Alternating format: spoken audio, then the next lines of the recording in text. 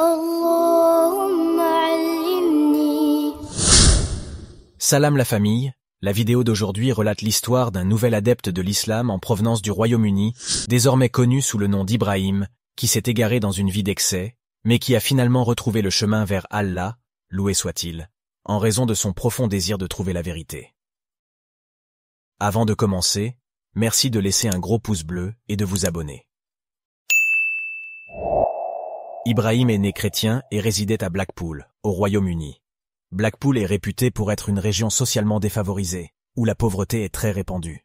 La jeunesse de Blackpool est fortement impliquée dans la consommation de drogue, la consommation d'alcool et la participation à des soirées.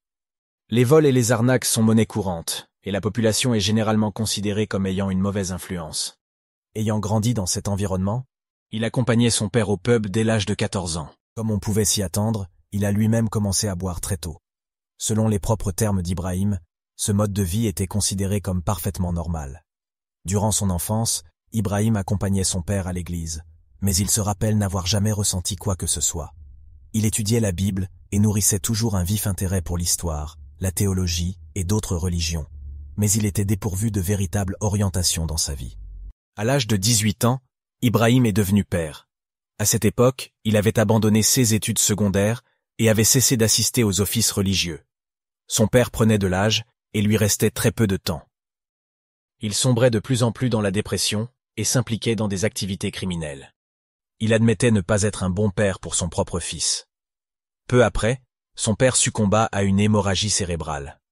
Il affirme que cela l'a profondément bouleversé. C'est à ce moment-là qu'Ibrahim a touché le fond. Sa relation avec son père était excellente, et sans lui, il se sentait profondément abattu. Les ténèbres semblaient l'entourer de toutes parts. C'est alors qu'il a décidé de se faire tatouer le visage. Bien qu'Ibrahim ait commencé à boire très jeune, il n'y trouvait jamais de bonheur. Il était convaincu que boire faisait ressortir les démons en lui. Les fêtes ne l'intéressaient guère. Il se sentait de plus en plus étouffé par le style de vie néfaste de son entourage. Les personnes qui l'entouraient étaient mauvaises et faisaient de mauvais choix dans leur vie. Rapidement, Ibrahim a perdu ses papiers d'identité, s'est retrouvé sans emploi et sans espoir, sans un sou. Il a entrepris des voyages dans différentes régions du Royaume-Uni, notamment Birmingham, Londres et Glasgow, cherchant à s'éloigner de la foule désagréable de Blackpool. De retour à Blackpool, Ibrahim connaissait un homme musulman du nom d'Omar. Bien qu'Omar ne soit pas un pratiquant assidu, il a néanmoins introduit Ibrahim aux principes fondamentaux de l'islam et aux récits du prophète, paix sur lui. D'après ce qu'Ibrahim a pu observer, il a constaté que les musulmans formèrent des familles solides et menaient une vie paisible. Ils avaient de la discipline et de la concentration dans leur vie. Et cela l'a vraiment impressionné. Ensuite, il est retourné à Birmingham. Il était déprimé, en deuil et sans abri. Pendant le Ramadan, alors qu'Ibrahim dormait dans les rues, il y avait beaucoup de célébrations de l'Aïd en ville. C'est là qu'il a rencontré Moussine. Moussine et d'autres musulmans distribuaient de la nourriture gratuitement et offraient des coupes de cheveux aux personnes dans le besoin. Ibrahim décrit à quel point il était émerveillé.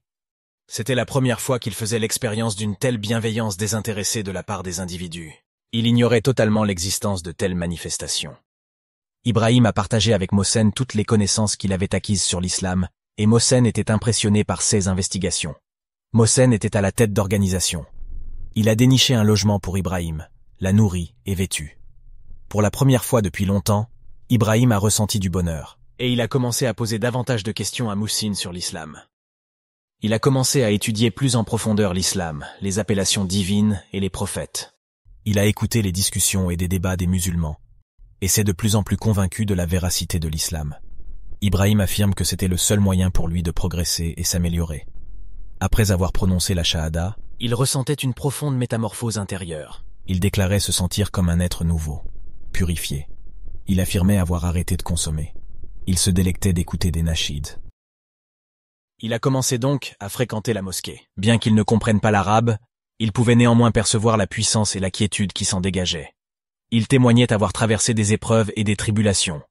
Allah l'a mis à l'épreuve. Il a été exposé à de nombreuses informations déformées.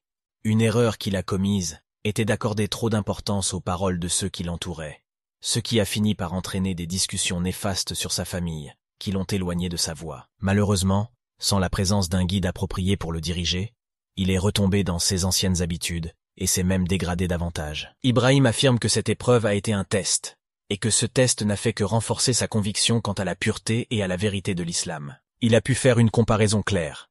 Il se réjouit d'avoir été soumis à cette épreuve. Il a décidé de donner une nouvelle chance à l'islam. Cette fois-ci, il s'est entouré de personnes bienveillantes, et il bénéficie maintenant de l'encadrement d'un excellent imam. Il est revenu à la pratique de l'islam, et exprime une sensation de victoire intérieure, de détermination et d'invincibilité, car rien ne peut entamer sa motivation. Il se sent comme un champion, prêt à relever tous les défis sans se laisser décourager. L'histoire d'Ibrahim est véritablement remarquable. Il a célébré le Ramadan en Arabie Saoudite et partagé son voyage avec son public sur sa chaîne. Il a emmené ses spectateurs au mont Hira et au mont Thor, tout en partageant des récits sur les prophètes, documentant ainsi son voyage. On vous encourage à visionner ces vidéos pour renforcer votre foi, Iman. Merci d'avoir suivi la vidéo et à très bientôt. Assalamu alaikum.